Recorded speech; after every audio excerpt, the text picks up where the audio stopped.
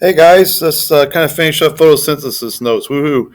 So this will be the last day for notes, and then when you come back, we will review and then have a review game down the road and a test over this stuff. So make sure you're staying up with notes and filling in that foldable and fill in the blank notes, and we should be good to go. Not a ton of notes, but they're kind of complex. So we left off talking about PGA. So to back up the boat a little bit here, we took carbon dioxide out of the air in step one. There's a enzyme sitting in there called coenzyme called RUDP that latches onto that carbon, and we get this 6-carbon sugar. And unfortunately, it's not glucose. So what it does is it falls apart, breaks into 2 PGAs, which is a phosphoglyceric acid, which is 3 carbon sugars, 2 of them. And we're going to start with that compound. So in step 2, so kind of stay with me here. This is kind of complex, these last 2 steps, all right? In step 2, PGA combines with the hydrogen.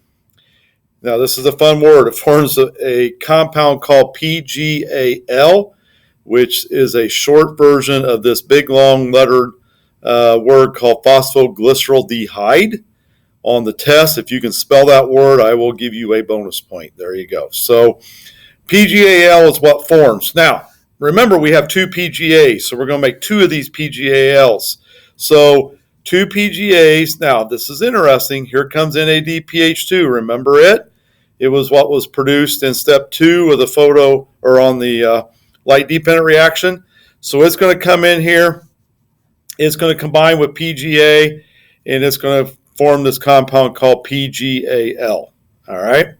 Now, that is basically where we're going to start out in step 3.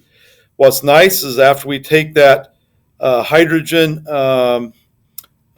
we basically combine it here.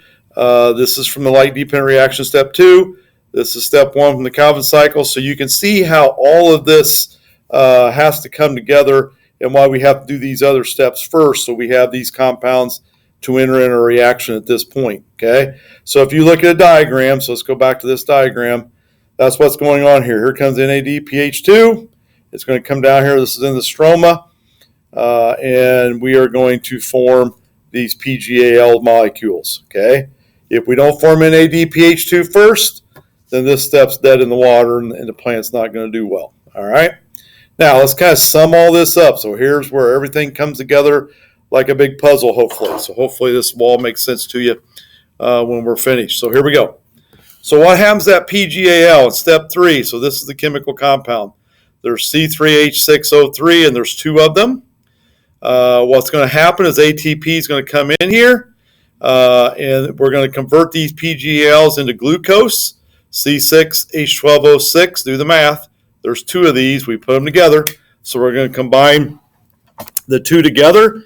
And what gets spit out is RUDP. It gets returned to step 1. And this is where the ATP comes in from the light dependent reaction again. And we're finally at the point that we needed to be, and that's this glucose molecule. That's what we've been after this whole crazy time, and all these bunches of steps that we went through is to finally get that glucose molecule that the plant can store, use it when it needs it, and we use it as well because we either eat plants or something that's eating plants somewhere on the food chain, okay?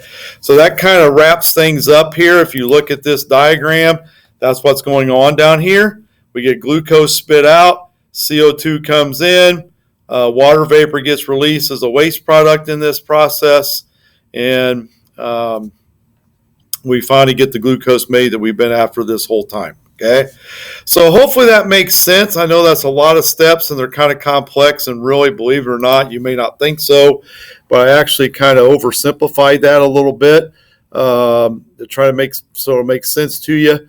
So you're just going to have to sit down and look this over. That's what's kind of nice. So we're done with notes today, and then we got all this time off to kind of absorb it, and then hopefully we can look it over and we can review it, and this will make sense. So the good news is you can use your foldable on the test. So you don't have to know every little bitty detail. I just want you to understand the overall concept. This next test is not very long, but as you can see, it can be kind of complex at times. All right.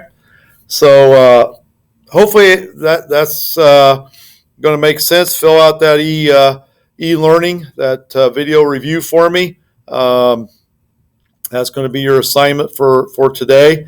So hopefully you did the one Monday and you do the one today. They're both due on the 30th.